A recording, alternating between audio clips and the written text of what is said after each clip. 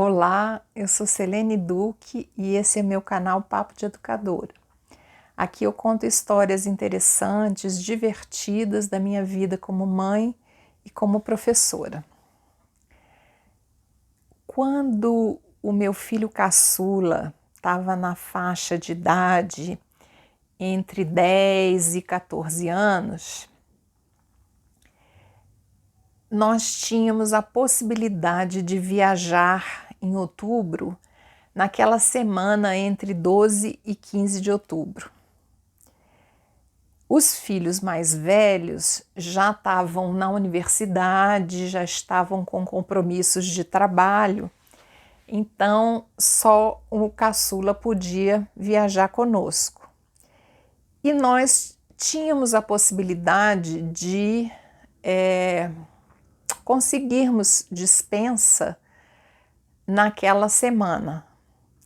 No meu caso, eu tinha direito, como eu estava fora de sala de aula e tinha direito a alguns abonos, eu negociava na escola ou de tirar algum abono para completar a semana, ou eu faltava para compensar posteriormente, enfim.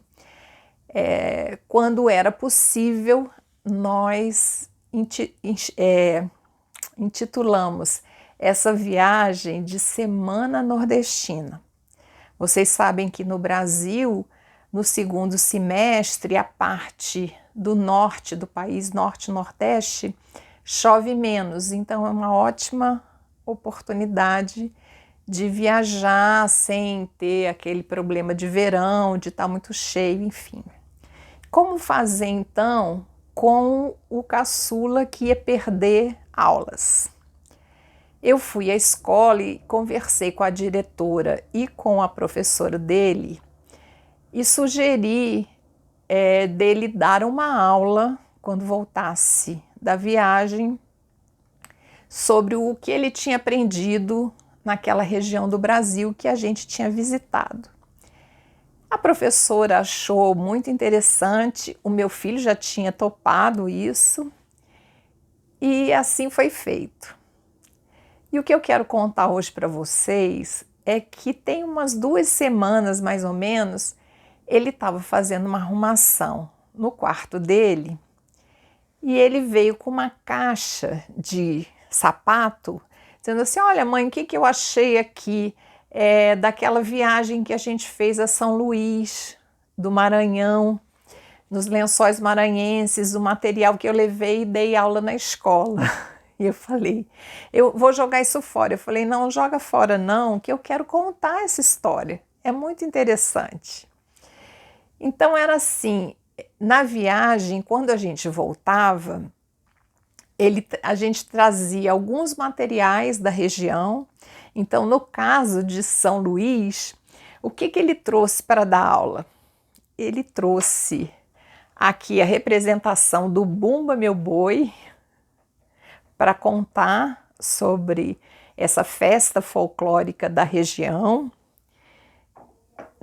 Nessa ocasião tinha também os grupos folclóricos que se apresentavam, então o chocalho com essas fitas era uma das coisas que era usada. Cada grupo tinha seu instrumento para fazer o barulho característico, então esse aqui era do sotaque de matraca. Então eles iam fazendo barulho na rua com essas madeiras assim. Então a gente trouxe para mostrar na sala de aula. E claro, naquela época a gente só encontrava o Guaraná Jesus lá naquela região. Então trouxemos também uma latinha de Guaraná Jesus para ele mostrar para a turma. À medida que a gente ia fazendo o passeio, eu ia anotando as coisas que a gente ia vendo, as observações dele, o que ele dizia, e quando chegava, trazíamos fotos da região e tudo, e ele dava uma aula para os colegas, e ele gostava de fazer isso, a escola achava legal, então ficava tudo bem. Durante uns 4, 5 anos, a gente fez esse passeio todo ano e ele deu as suas aulas, né? Eu achei também o envelope aqui, ó, Alagoas, Sergipe, foi um outro passeio. Então aqui tinha mapa, tinha os pontos turísticos da cidade, enfim. Foi um aprendizado que ele teve, né, de complementação que nós achamos que era bem interessante. Eu sempre participei bastante da vida escolar dos meus filhos, trocava ideias com a professora, com as professoras, com a direção. Mas nessa escola que eu estou contando para vocês sobre esse passeio de outubro, uma certa ocasião, a diretora me chamou para falar que os pais estavam muito aborrecidos porque tinha um aluno na escola que estava levando assuntos de bruxos e feitiçaria que estava alvoroçando todo mundo, que os meninos queriam ler o livro, enfim, que livro era esse? E vocês podem imaginar que era o livro do Harry Potter. Eu tinha uma vizinha que tinha um filho da mesma idade desse meu caçula. Quando o livro do Harry Potter foi lançado, ela foi lá em casa e falou: olha, esse livro, no mundo inteiro, as crianças estão amando ler. Diz que é uma história muito interessante, tem suspense, tem coisas que a gente não conhece, que são ótimas para as crianças. Eu encomendei um para o meu filho e encomendei um para o seu. E nós começamos a ler juntas. E achamos interessante, aí eu dei para o meu sobrinho um livro, a minha filha, que nessa época já estava morando em São Paulo, mandei um livro para ela, enfim. E nós começamos a ler e telefonávamos uns para os outros. Em que parte você está? Já descobriu isso? Já descobriu aquilo? E era uma festa. Pois bem, é claro que meu filho chegava na escola e comentava.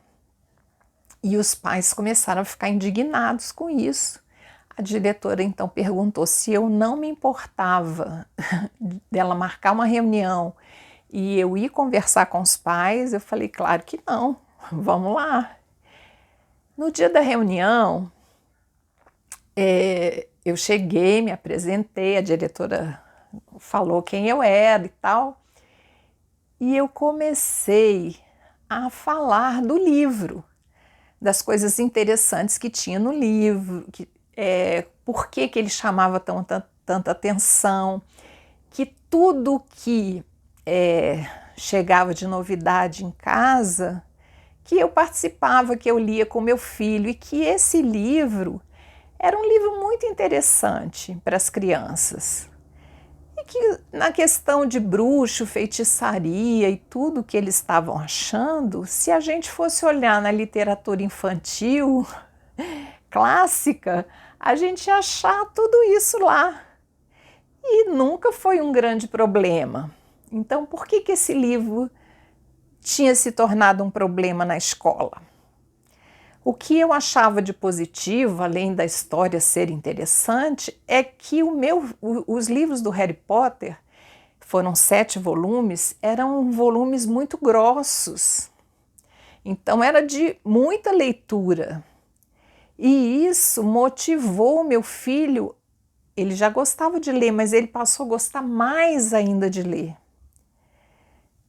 Então eu falei para os pais, olha, vocês já leram o livro, vocês estão questionando em que parte do livro vocês ficaram desconfortáveis, o que aconteceu? E para minha surpresa, ninguém tinha lido o livro. Aí eu falei para eles, olha, para vocês terem ideia, o meu sobrinho me falou outro dia uma coisa que eu acho que vocês podiam refletir sobre isso. Ele falou para mim, tia, o que a gente vai ler depois de Harry Potter? Será que vai surgir uma outra história tão interessante?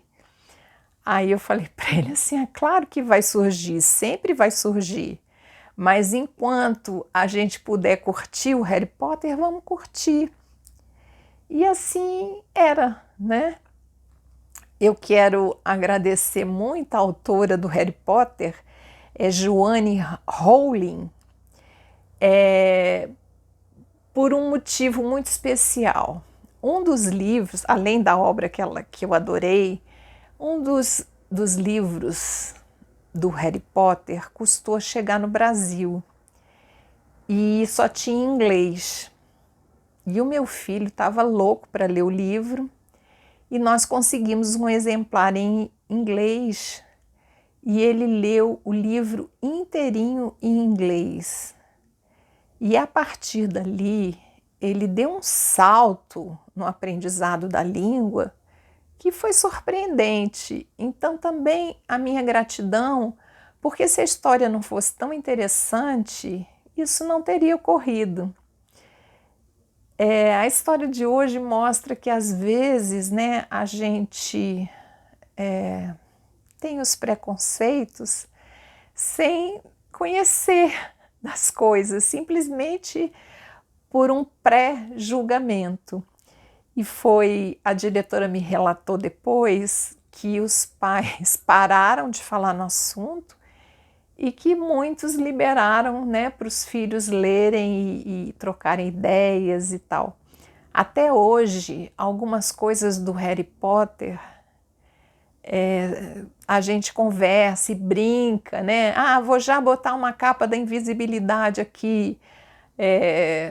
Enfim, uma coisa que eu gostei muito foi da história da penseira, que o diretor da escola de bruxos, ele tinha tipo uma bacia lá no escritório dele, e que os pensamentos que ele não conseguia, os casos que ele não conseguia resolver, ele botava ali naquela água, que era mágica, para ficar ali até ele ter condições de ir lá resolver aquele problema. E na minha experiência de terapeuta, algumas vezes eu sugeri às pessoas que eu atendi que não estavam conseguindo dormir, que estavam com a cabeça muito cheia de preocupações, que construíssem para si uma penseira para botar os pensamentos antes de dormir. E os relatos que eu tenho é que deu certo, que eles conseguiam colocar ali, né? Era algo concreto, onde eles podiam botar os pensamentos que estavam incomodando até ter condição de depois resolver com mais calma e mais entendimento. Então é isso, a história de hoje é essa, tá bom? Até o próximo vídeo, um abraço, se quiserem fazer algum comentário, se inscrevam lá no canal, podem falar o que quiserem que eu respondo depois, tá bom? Obrigada, tchau!